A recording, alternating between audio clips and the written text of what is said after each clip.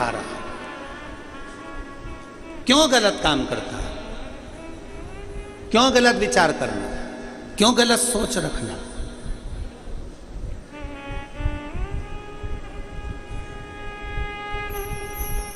कितना सुंदर बात कही गई है हमारे शास्त्रों में, हमारे पुराणों में, हमारे वेदों में, हमारे पुराणों के अंदर। चैतन्य महाप्रभु जी ने अपने लेख में लिखा है, चैतन्य महाप्रभु जी अपने लेख में लिखते हैं कि कथा सुनने के लिए बैठो, बड़े प्रेम से बैठो, पर कथा में अगर कोई किसी की निंदा करता हुआ दिखे तो कथा को छोड़कर अपने घर पर चले जाओ, पर निंदा श्रवण मत। 3 घंटे कथा में गए क्यों? चैतन्य महाप्रभु जी लिखते हैं अपनी वाणी में, शंकर की कथा में, राम कथा में, भागवत कथा में, गीता की कथा में, जितनी कथा होती है इसमें क्यों जाते हो? भगवान की कथा सुनने के लिए, अपने अंदर भगवान के प्रति विश्वास जागृत करने के लिए, भगवान के चरणों को अपना भजन बनाने के लिए कि मैं कथा सुनकर भगवान के पास, राम के पास, कृष्ण के पास, शिव के पास, देवी के पास जाऊंगी।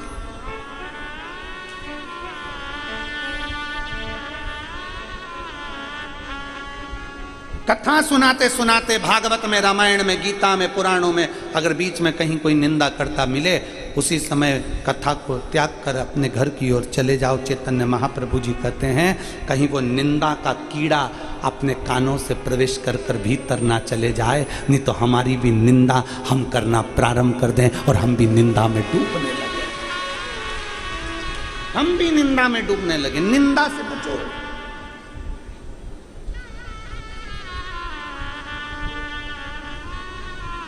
क्यों मेरी बेटियां, मेरी जीजियां कानों में कुंडल क्यों पहनती है?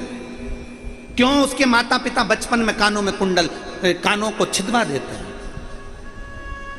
बचपन में बेटी छोटी है और घर के पिता, घर के मां स्वर्णकार के पास ले जाएंगे, कानों में छेद करवा देंगे, कुंडल पहना देंगे। और सबसे पहले कुंडल पहनाने से पहले उसके कानों में डंडी डाल देते हैं, नीम की डंडी। अब आपका नहीं मालूम, हमको तो यहां का, पर कान में छेद होगा तो सबसे पहले नीम की डंडी डाल देंगे और उसको कुंडल पहना दे। क्यों? बेटी के कानों को इसलिए छेद दिया जाता है कि बेटा तो जिस ससुराल में जाएगी ना, वहां ये नीम की डंडी बहुत मिलेगी, पर इतना याद रखना, कानों के इन छिद्र में अच्छी बातों को लेना, और जहां बुराई मिले तो इस कुंडल में जो छेद है ना, उसमें से ये बुराई बाहर निकाल कर फेंक देना, अंदर प्रवेश मत करने देना।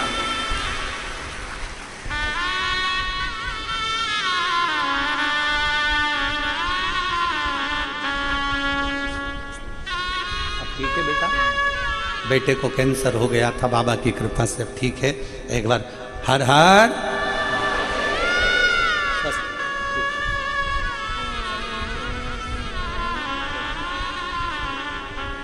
विश्वास,